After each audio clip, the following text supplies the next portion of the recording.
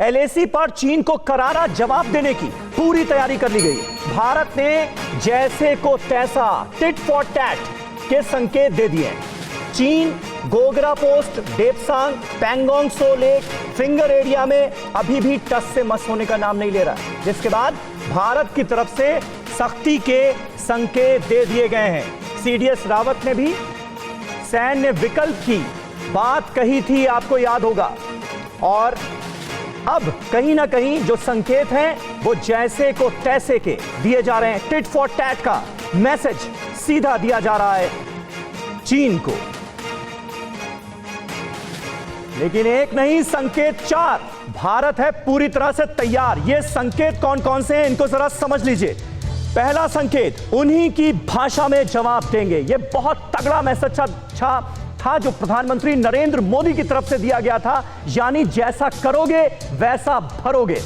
दूसरा संकेत, बात नहीं बनी तो सैन्य विकल्प भी है। सीडीएस जनरल बिपिन रावत ने साफ तौर पर कह दिया था कि हमारे पास सैन्य इस्तेमाल का ऑप्शन भी खुला है अगर चीन अपने रुख में बदलाव नहीं करता। तीसरा संकेत क्या है, यह जरा आप दिखाइए। तीसरा संकेत, रक्षा और विदेश मंत्रालय का प्लान पूरी तरह से तैयार है। सोर्सेस के हवाले से यह खबर आई, टीवी9 भारतवर्ष ने आपको बताया था किस तरह से रक्षा मंत्रालय जो है वो पूरी तरह से एक्टिव नजर आ रहा है। रक्षा मंत्री राजनाथ सिंह की तरफ से बार बार यह कहा गया है, यह संकेत दिया गया है तमाम मीटिंग्स में कि हम पूरी तरह से तैयार हैं। चौथा संकेत देखिए, एलएसी पर हैवी डिप्लॉयमेंट हुआ है। टैंक, मिसाइल सिस्टम सब कुछ तैनात कर दिया गया है, यानी किसी भी मुश्किल वक्त से निपटने की पूरी तैयारी हो चुकी है। चीन को मुंहतोड़ जवाब देने की पूरी तैयारी हो चुकी है। हिमाकत अगर हुई चीन की तरफ से तो उसका अंजाम बुरा नहीं, बहुत बुरा होगा। ये तस्वीरें हम आपको दिखा रहे हैं किस तरह से हैवी डिप्लॉयमेंट किया गया है। टैंक और मिसाइल सिस्टम एलएसी पर तैनात कर दिए गए हैं, क्योंकि चीन बातचीत के टेबल पर जो कहता है वो ग्राउंड पर इंप्लीमेंट नहीं करता।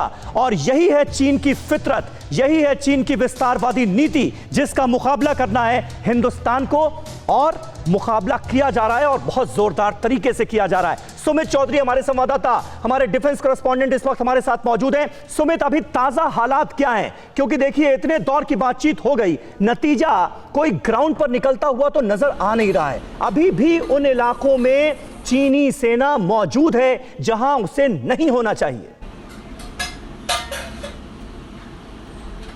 देखिए समीर, करीबन 14 तारीख के बाद, 14 जुलाई के बाद से ही जमीनी तौर पर कोई इंप्लीमेंटेशन, कोई डिसएंगेजमेंट नहीं हुआ।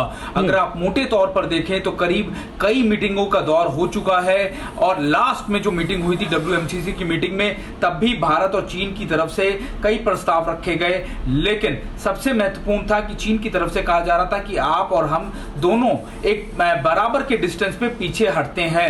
लेकिन उसमें चीन का एज, उसमें चीन के लिए पॉसिबिलिटीज ज्यादा मजबूत हो जाती है, क्योंकि चीन के इंफ्रास्ट्रक्चर इतने मजबूत हैं कंपैरेटिवली भारत के, कि वो उन इलाकों तक, फॉरवर्ड लोकेशंस तक जल्दी पहुंच सकता है। यही वजह थी कि भारत ने टाइम पेनल्टी क्लॉज की बात रखी कि दोनों एक ऐसे निश्चित समय के लिए पीछे हटते हैं, ना उसमें पैमाना डिस्टेंस नहीं, समय होगा कि आप भी उस समय से पीछे हटिए और हम भी उस समय तक हटते हैं, ताकि अगर फॉरवर्ड लोकेशन तक पहुंचना हो तो दोनों को एक ही बराबर का समय लगे।